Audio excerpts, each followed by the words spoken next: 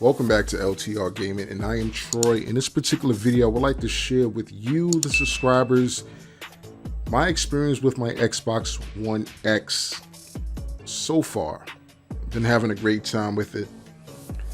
Been playing a ton of games on Game Pass, just going to see what the graphical fidelity looks like, also what the loading times look like on past gen games and on a couple of new gen games. Of course, I've been playing a lot of games on Game Pass. One of the particular games I've been playing the most, particularly, is Control and Forza Motorsport 7. Now let's talk about Control. This is a game that I did not get a chance to play last gen. I heard a lot of good things about it, a lot of great reviews, a lot of great talk about the story and the actual gameplay experience. And I wanted to hold off to actually playing it because I knew Cyberpunk 2077 was coming out within a week. But it was like, hey, you know what? Instead of playing, Forza for the next 5 days, 6 days, let me get into Control. And getting into it, I really didn't have any real expectations on the quality of the game. I heard that, you had some great gameplay in it. It looked okay. The story was something that you had to really follow closely. So I was like, okay, let me give it a shot. So I did. And immediately it drew me into it. And it reminded me a little bit of Metal Gear Solid for the original PlayStation. For some particular moment, or for a particular reason, it reminded me of Psycho Mantis. And I don't know if any of you guys ever played Metal Gear Solid for the original PlayStation. Psycho Mantis, when fighting him, he used telekinetic abilities and powers. And at one particular point in the game, you actually had to swap the controller ports. So if you were playing with the controller in port 1, you had to put it in port 2 because he would pretty much read your mind. Or read your controller, and I kind of found that cool. But how it connected with Control was that you had this paranoia or paranoid or paranormal activity of psychic powers and abilities, and able to levitate items and see things and float and dash, and it kind of reminded me of that, and it brought me to that particular game and experience. And this game is nothing like Metal Gear. Don't get it twisted. It's far from a Metal Gear type of espionage tactical experience. This is more of a third-person, story-driven, believe it or not, decent shooter. Even though you get like generic guns in the sense of you're gonna get a handgun and you get to customize it to what kind of burst or type of shooting ability that it has, but most of the time you're using your psychic paranormal powers to power past enemies in this particular game, and to level up your particular abilities, and your health is something that you really delve into in Control. And like I said, I really didn't expect it to be as cool and enjoyable as I thought it was. Now, there's another thing that I really enjoyed about the game, was that you played with a female protagonist player. In most of the games that come out nowadays, you play as this guy who's going to save the world and save everyone. And other than Tomb Raider, this is like one of those games that, I really enjoy the women empowerment deal. And the fact that, it gives women a different demeanor in a different perspectives, and it allows female gamers to want to actually get into gaming. I did a video several days ago where I talked about how gaming as a whole, worldwide, is actually more popular than it's ever been at any moment in time in history. And maybe it's because of the pandemic we're dealing with. Maybe it is because of that. Everyone's at home, people are furloughed, people are laid off, and people are trying to escape reality. And escapism, a video game is one of those avenues that you can actually take to do that. And I'm really appreciative of the actual genre of entertainment, to be quite honest. I've delved in it for many years now, and it's done that for me. And I'm glad to see that people are able to appreciate it, of all ages and backgrounds and experiences. Like on my Instagram page, like I upload a ton of photos of games that I'm playing or games that I've played. And, you know, you'd be surprised how many people comment on the photos and the moments in those games of the photos that I share. People actually say, hey, you know, I remember that moment. That was a cool moment that touched me in a certain way, or it made me feel this way or that way. Just the fact that we can have an open dialogue about those things is pretty cool to me. It's a plus win-win for a gamer such as myself. But, you know, Control graphically is a beautiful game. Now, listen, there hasn't been an Xbox Series X patch for this, but there has been an Xbox One X patch. So you're gonna play this on the Xbox Series X, but you're gonna get the Xbox One X patch, and it looks good. So I can only imagine what the Series X patch will look like once they actually do or decide to get around to this. This is a free game. Once again, they just put it on the Xbox Game Pass catalog, so this is going to be around for a while, and you'll be around to get to it. So don't think that, well, damn, you know, it's up there right now. It's a possibility that's going to be going anytime soon. No, I don't think it is. And just the overall story of the game is just really cool, and it puts you in a space where it makes you start to think, like, are we living in a simulated alternate universe? Or is this a timeline in a space and moment in time that only takes place in this particular moment in time in its dimension? But there's other universes that are parallel to ours at this particular moment. And this particular game delves right into that. And it's cool. It's not cliche. It's not trying to do anything normal that it hasn't done in other games, in the sense of, you know, you have backtracking in the game, you know, certain doors, you know, you gotta get certain key cards too, so certain areas you may go to that you may not be able to gain access to your first go through in that area. But then again, you remember, oh, I went through that door, now I have access level key card 3, and now you're actually able to go through that door and do missions in that particular area. I enjoy the pacing of the game.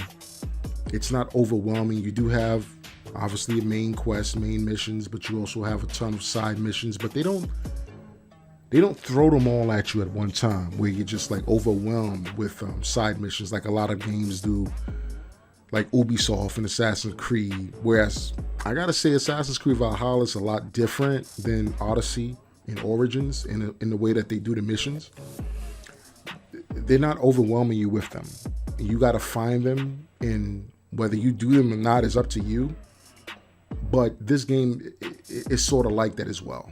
You know, you gotta read like a text or article or memo or document, and then you may pick up a mission that way in this game. But you're not going to have a ton of markers all over your map telling you go here, go here, go there. It's not that type of game. You will be reading a lot in this game, even though it does a great job at explaining to you, you know, what's been going on. It gives you a general synopsis of the circumstances of what the circumstances are in this particular universe and world at the moment. But for the most part, to get the lore behind it 100%, you're better off just reading a lot of the text that you find in the game and listening to a lot of the videos that are shared in this actual game, because it tells you and reveals a lot about the world that you're actually entering, and it makes you feel more invested in this particular universe, in this particular game. So at not one moment did I ever feel like, well, what the hell am I doing?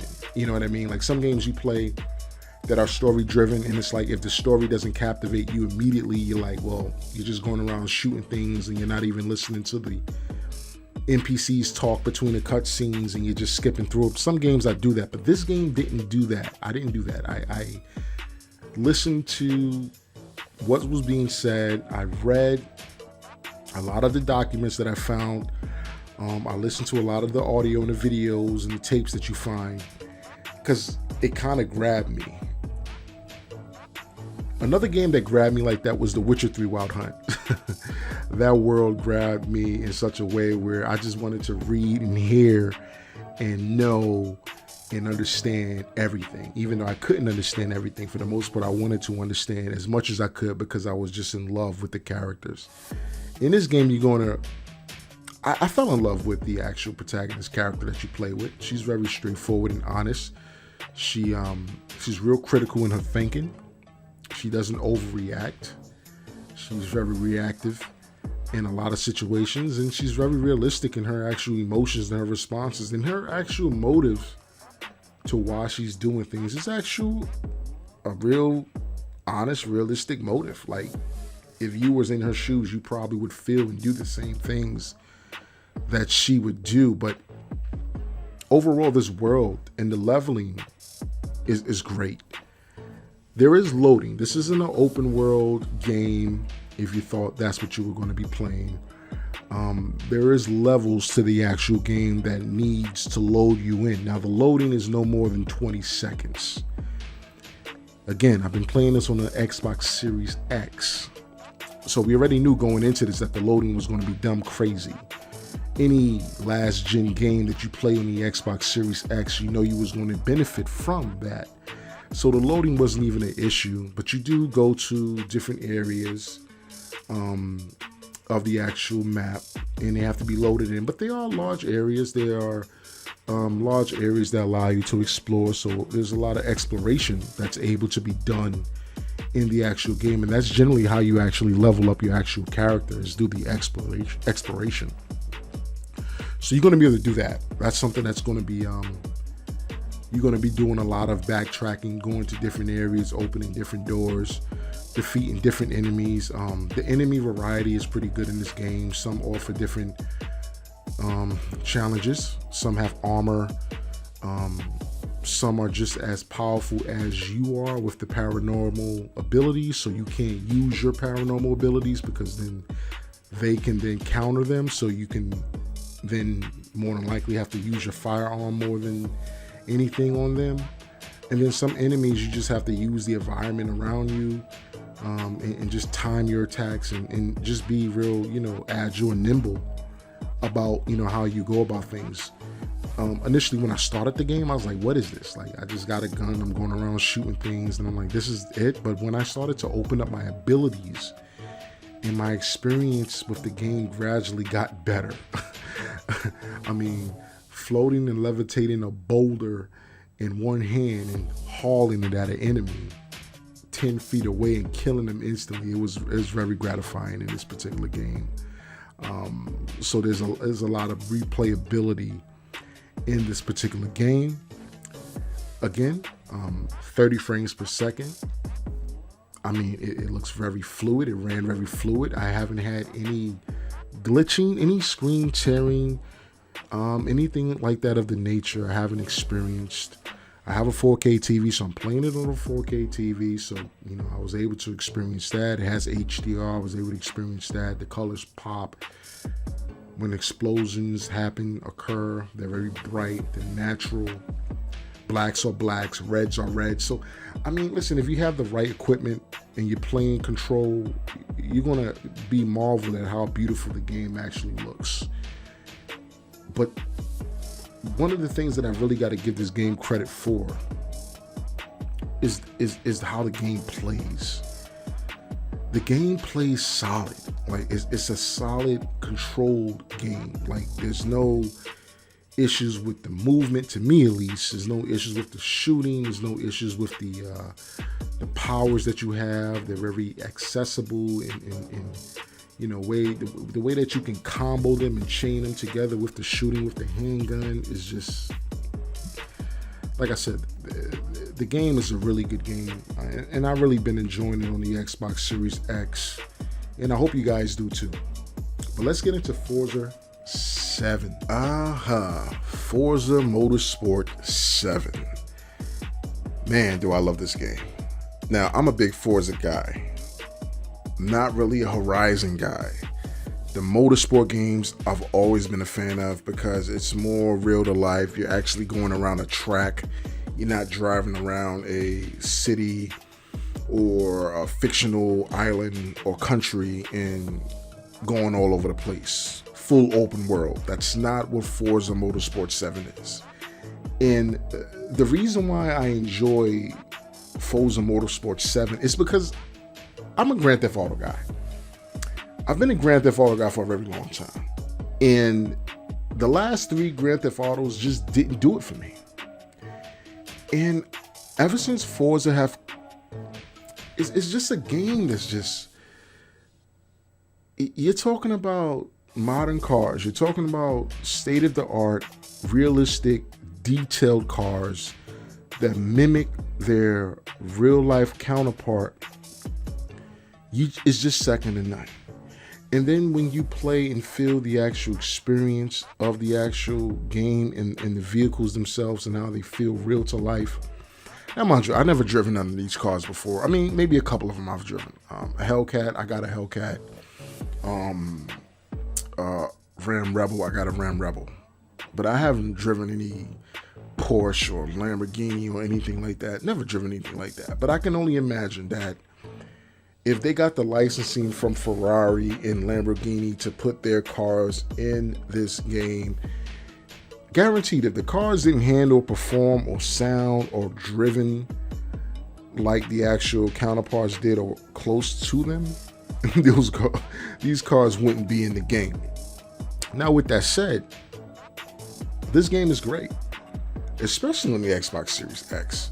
Now, again, this is a last-gen game, and this is another game that's for the Xbox Game Pass. So if you were like, well, damn, this is another last-gen game, yeah, that's where we're at right now. The Xbox Series X doesn't have a lot of single-player or even exclusive games, period, at launch. We know that. That's not what we're talking about here, though. We're talking about experiences with the Xbox Series X. And with the Xbox Series X, this game couldn't look any more better than what it looked, or probably looks even more better on the Xbox Series X than look like on the Xbox One X. For whatever reason, I don't know why the hell Microsoft decided to name the next gen console the Xbox Series X when you had an Xbox One X out already. Like, it's very confusing, it's very tongue twisting, and I'm sure you're going to find someone's mom who's going to make a mistake and buy the Xbox One X for their son, and their son is going to be highly disappointed. Like, Mom, I appreciate the effort, but I wanted the tower, the one that looked like a tower, a PC tower. That's the Series X, not the one that looked like a VCR. But then again, I'm dating my age right now by saying that, because a lot of you guys don't know what a VCR is. But this game right here does not disappoint at all. It's a beautiful looking game. I was playing it and I was trying to get to the Forza Edition races. And that's like the last race catalog of races that you can race on a single player mode. And you got to work your way up to there. And I've been trying to work my way up to there before Cyberpunk 2077 came up, because I know when Cyberpunk 2077 come out, I'm going to be bringing a ton of gameplay of that game to you guys on my channel. And I'm probably going to be covering that game for quite some time. Of course, with gaming news as well and stuff that go along with it. But the gameplay. Let's talk about the gameplay of Forza Motorsport 7. Well, if you played it for last gen and you enjoyed the gameplay, you're going to enjoy it even more now, because now with the Xbox Series X, you can play it with 30 frames per second, 60 frames per second, right? And you can play it at 120 hertz if your TV actually supports it. See, I try to tell folks that you got to have the actual components, right, to actually experience the full potential and ability of the Xbox Series X. It's like if you buy the Xbox Series X and you got a 1080p TV. Yeah, the game is going to look cool. It's going to look decent. It's not going to look bad. but you're not getting a 4K experience. And that's the reason why you bought the console, for the 4K HDR anti-aliasing experience. That's what the next gen console was touting. That's what they advertised. So I don't know why you would buy this console if you don't have a proper TV for it that supports it. That's one. But then again, I understand everybody can't afford a 4K TV with those type of components. And that's why I say Microsoft did a good job at making the Xbox Series S for those that can't. But playing Forza Motorsport 7, like I said, was a cool experience. I really enjoyed playing it in the rain because it seems so real to life, especially when you're playing it with surround sound, the volume on like 10, and you hear that rain beating off the windshield, and you hear your car downshifting, and you hear that water, and you rolling through the puddles, and the puddles are splashing on the screen. I mean, the game is just great. Graphically, fidelity, you can't compare another racing game similar to this particular game that's out right now that can hold a candle to it at this particular moment. I don't even think the next Grand Theft Auto that comes out will be able to compete with Forza Motorsport 7. And that'll be a more newer game than Forza Motorsport 7 because this game has been out for last gen. Now, I didn't play much of multiplayer with Motorsport 7. I played mostly single player. I'm a single player gamer, but I normally, play their single player first, and then I'll dib and dab into some friends, whoever want to get their tires smoked. I'll dib and dab in them. But playing it was a joy. Unlocking the different vehicles and the cars and the different maps and going to different parts of the world to race is great. I haven't experienced any stuttering, any frame rate issues. I haven't experienced any booting as far as the game booting me out of the console booting me out of the game. I did experience that last gen with the Xbox One X though, where I'll be playing the game and then it'll just boot back to the title screen. I haven't experienced that with this particular game. I haven't experienced any screen tearing. And I wasn't streaming this game, so I'm damn sure wasn't experiencing any lagging. But any latency, you rarely see or experience any latency when you're playing on a gaming console. That's more for like a streaming service, so I didn't experience anything like that. Solid gameplay. And just like I said, this game, just looking at this game, you just get a hard on. And maybe I'm going a little bit too far right now, but I'm just saying, like, just looking at this game, from looking at it and from what they're offering, you couldn't get a better racer than what's out right now.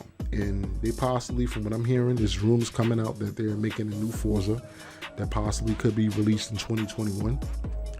And at any rate, I'll be welcoming that. I'll be getting that as well. And that's exclusive to Microsoft. So if you have Xbox Game Pass, you'll be playing that on the Xbox Series X or S. And if you have Game Pass for PC, you'll be playing it on PC. The number one racing game on the market right now. So I just want to share with you guys some clips of me actually killing it. Like, I've been streaming lately too. If you've been following my streams and you've been watching me play this game, you'd be like, well, damn, he comes in first damn near every race. And you might say, well, because the difficulty isn't high, and I'm calling bullshit on it because they ask you every now and then, do you want to increase the difficulty? And I do increase it. It's just that I'm a boss when it comes to these racing games. Like I said, man, I just enjoyed Forza Motorsport 7, and I hope you guys do too, man. These are two games, Control and Forza Motorsport 7, that I've been playing really hardcore, putting a lot of hours and time in experiencing and trying to diversify my gaming lineup before Cyberpunk 2077 come out. But I want to ask you guys, the subscribers, have you played Forza Motorsport 7? Have you played Control? Have you experienced some of the things that I've mentioned in this video? What were your likes? What were your dislikes? Do you think Control should come out with a Control 2? And if you do, tell me why. And if you don't, tell me why. And are you looking forward to the next Forza Motorsport game, which would be Forza Motorsport 8? Do you like 7? And will you be looking forward to 8? Leave a comment below. Let me know what you think. Don't forget, guys, play your games and be happy.